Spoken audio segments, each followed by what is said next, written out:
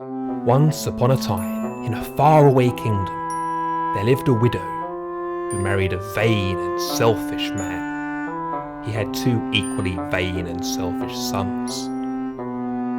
By her first marriage, the widow had borne a humble boy who grew into a man of unparalleled beauty and goodness. The stepfather and sons had forced him into servitude, where he worked day and night. Upon seeing his dirty clothes, they would laugh and mock him and call him Cinderfella, Cinderfella.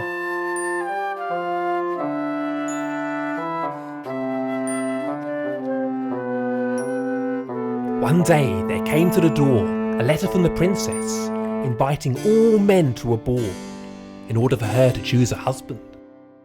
The stepfather and stepbrothers prepared excitedly for the ball. But when they were ready to leave, they were shocked to see Cinderfella dressed as smartly as his meagre wardrobe would allow. Furious, they tore his clothes and threw him into the cellar. Then they set off to the ball without him. Filled with despair, he sat alone. There was a magical flash of light, and his fairy godfather appeared. "What is the matter?" he asked. "I cannot go to the ball," replied Cinderfella, "as my clothes are ruined."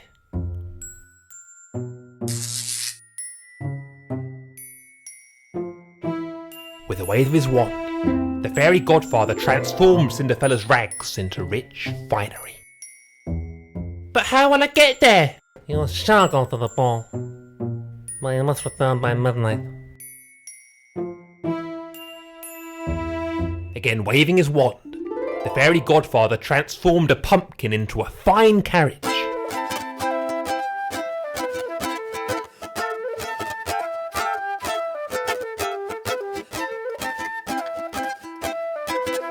When Cinderfella arrived at the ball, everyone was filled with wonder at his beauty.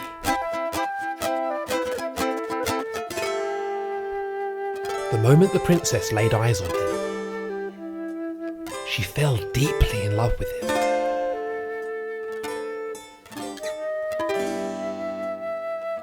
And they danced all night.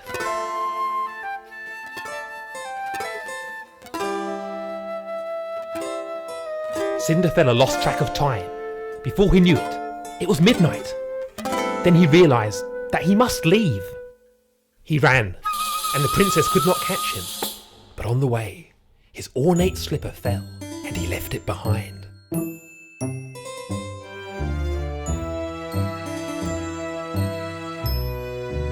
The princess decreed that whomsoever the slipper fits, she shall marry.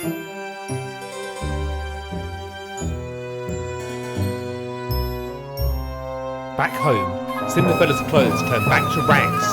His stepfather and stepbrothers were furious. Then, there was a knock at the door. It was the princess. She tried the slipper on the stepfather and stepbrothers, but it would not fit.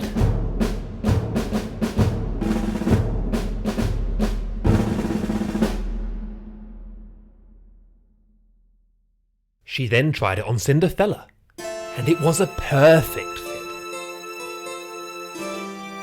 Filled with joy, the princess married Cinderfella. "What's that in your pocket?" she exclaimed.